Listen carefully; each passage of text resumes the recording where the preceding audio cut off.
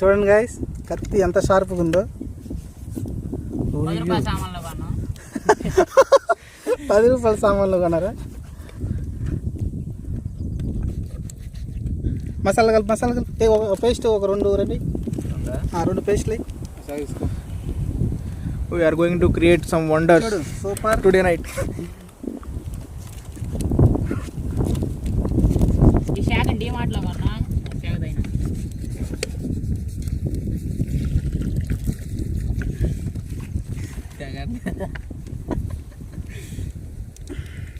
Okay.